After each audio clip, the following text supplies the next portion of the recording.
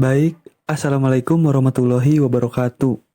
Kali ini saya mendapatkan tugas untuk membacakan sebuah cerpen yang berjudul Pengemis dan Sholawat Badar, karya Ahmad Tohari. Langsung saja simak ya, karena menurutku cerita ini sangat bagus lah. Langsung saja. Pengemis dan Sholawat Badar. Bus yang aku tumpangi masuk terminal Cirebon ketika matahari hampir mencapai pucuk langit.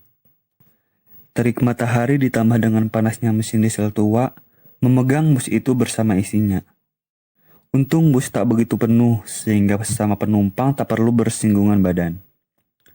Namun dari sebelah kiriku bertiup bau keringat melalui udara yang dialirkan dengan kipas koran. Dari belakang terus-menerus mengupul asap rokok dari mulut seorang lelaki setengah mengantuk. Begitu bus berhenti, puluhan pedagang asongan menyerbu masuk. Bahkan beberapa di antara mereka sudah membajing loncat ketika bus masih berada di mulut terminal. Bus menjadi pasar yang sangat hiruk-pikuk. Celakanya, mesin bus tidak dimatikan dan sopir melompat turun begitu saja. Dan para pedagang asongan itu menawarkan dagangannya dengan suara melengking agar bisa mengatasi deru mesin. Mereka menyedor-nyedorkan dagangan, bila perlu sampai dekat sekali ke mata para penumpang. Kemudian mereka mengeluh ketika mendapati tak seorang pun mau berbelanja. Seorang di antara mereka malah mengutuk dengan mengatakan para penumpang adalah manusia-manusia kikir atau manusia-manusia tak punya duit. Suasana sungguh gerah, sangat bising dan para penumpang tak berdaya melawan keadaan yang sangat menyiksa itu. Dalam keadaan seperti itu, harapan para penumpang hanya satu. Hendaknya supir cepat datang dan bus segera bergerak kembali untuk meneruskan perjalanan ke Jakarta. Namun laki-laki yang menjadi tumpuan harapan itu kelihatan sibuk dengan kesenangannya sendiri. Sopir itu enak-enak bergurau dengan seorang perempuan penjual buah. Sementara para penumpang lain kelihatan sangat gelisah dan jengkel. Aku mencoba bersikap lain. Perjalanan semacam ini sudah puluhan kali aku alami. Dari pengalaman seperti itu, aku mengerti bahwa ketidaknyamanan dalam perjalanan tak perlu dikeluhkan, karena sama sekali tidak mengatasi keadaan. Supaya jiwa dan raga tidak tersiksa, aku selalu mencoba berdamai dengan keadaan. Maka aku baca semuanya dengan tenang. Sopir yang tak acuh terhadap nasib para penumpang itu, tukang-tukang asongan yang sangat berisik itu, dan lelaki yang setengah mengantuk sambil mengumpulkan asap rokok di belakangku itu. Masih banyak hal yang belum sempat aku baca ketika seorang lelaki naik ke dalam bus. Celana, baju, dan kopiah yang berwarna hitam. Dia naik dari pintu depan. Begitu naik, lelaki itu mengucapkan salam dengan fasih.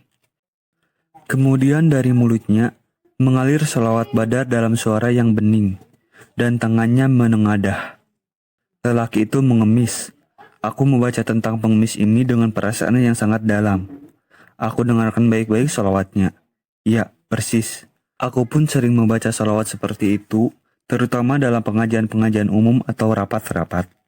Sekarang kulihat dan kudengar sendiri ada lelaki membaca sholawat badar untuk mengemis. Kukira pengemis itu sering mendatangi pengajian-pengajian. Kukira dia sering mendengar ceramah-ceramah tentang kebaikan hidup, baik dunia maupun akhirat. Lalu dari pengajian seperti itu, dia hanya mendapat sesuatu untuk membela kehidupannya di dunia. Sesuatu itu adalah sholawat badar, yang kini sedang dikumandangkannya sambil menadahkan tangan. Semula ada perasaan tidak setuju. Mengapa hal-hal yang kudus seperti bacaan sholawat itu dipakai untuk mengemis? Tetapi perasaan demikian lenyap ketika pengemis itu sudah berdiri di depanku. Mungkin karena sholawat itu, maka tanganku bergerak merogoh kantong dan memberikan selembar ratusan. Atau karena ada banyak hal yang dapat dibaca pada wajah si pengemis itu. Di sana aku lihat kebodohan, kepasrahan yang memperkuat penampilan kemiskinan. Wajah-wajah seperti itu sangat hafal karena selalu hadir mewarnai pengajian yang sering diawali dengan sholawat badar. Ya, jejak-jejak pengajian dan ceramah-ceramah tentang kebaikan hidup ada berbekas pada wajah pengemis itu. Lalu, mengapa dari sekian pengajian yang sering didatanginya ia hanya bisa menghafal sholawat badar dan kini menggunakannya untuk mengemis? Ah, kukira ada yang tak beres, ada yang salah. Sayangnya, Aku tak begitu tega menyalahkan pengemis yang terus membaca selawat itu. Perhatianku terhadap si pengemis terputus oleh bunyi pintu bus yang dibanting. Kulihat sopir sudah duduk di belakang kemudi. Kondektur melompat masuk dan berteriak kepada sopir. Teriakannya ditelan oleh bunyi mesin diesel yang meraung-raung. Kudengar kedua awak bus itu bertengkar. Kondektur tampaknya enggan melayani bus yang tidak penuh, sementara sopir sudah bosan menunggu tambahan penumpang yang ternyata tak kunjung datang.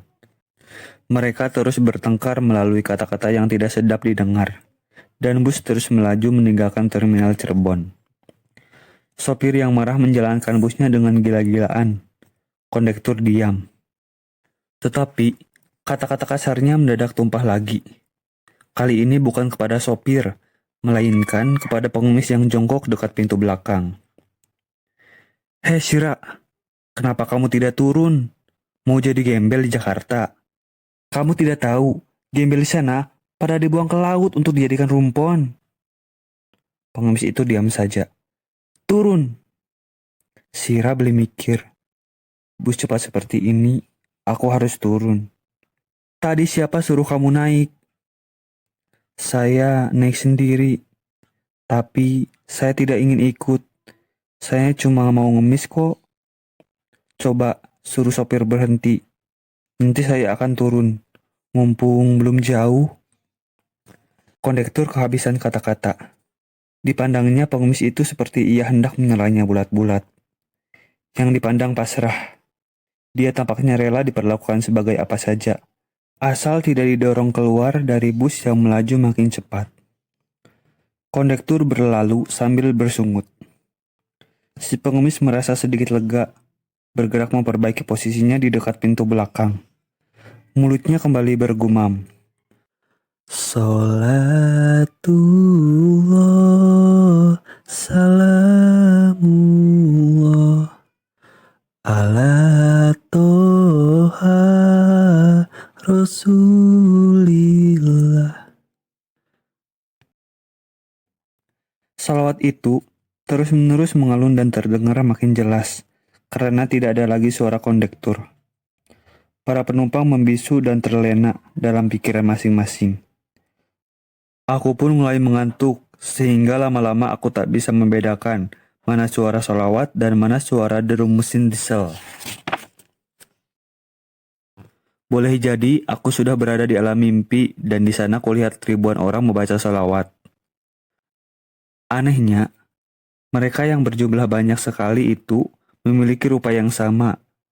Mereka semuanya mirip sekali dengan pengemis yang naik dalam bus yang kutumpangi di terminal Cirebon. Dan dalam mimpi pun, aku berpendapat bahwa mereka bisa menghafal teks salawat itu dengan sempurna. Karena mereka sering mendatangi ceramah-ceramah tentang kebaikan hidup di dunia maupun akhirat. Dan dari ceramah-ceramah seperti itu, mereka hanya memperoleh hafalan yang untungnya boleh dipakai modal menadahkan tangan.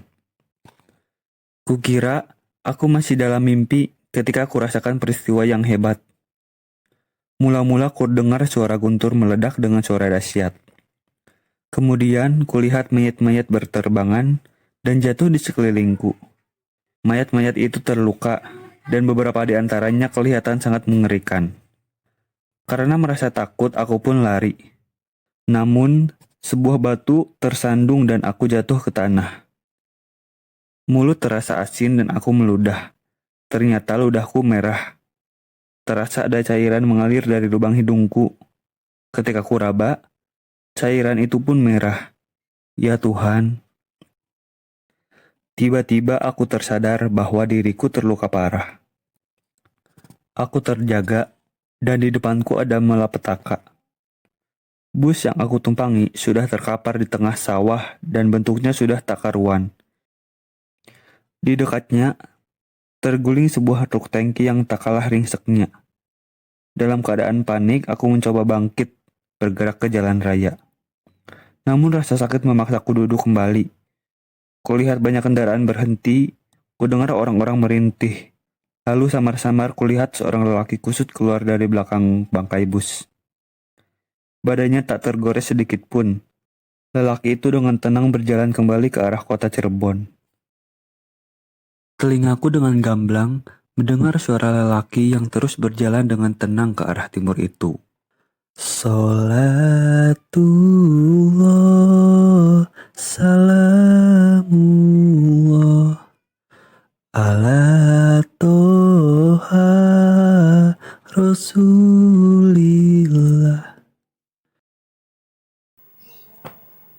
Selesai. Nah, menurut kalian bagus gak?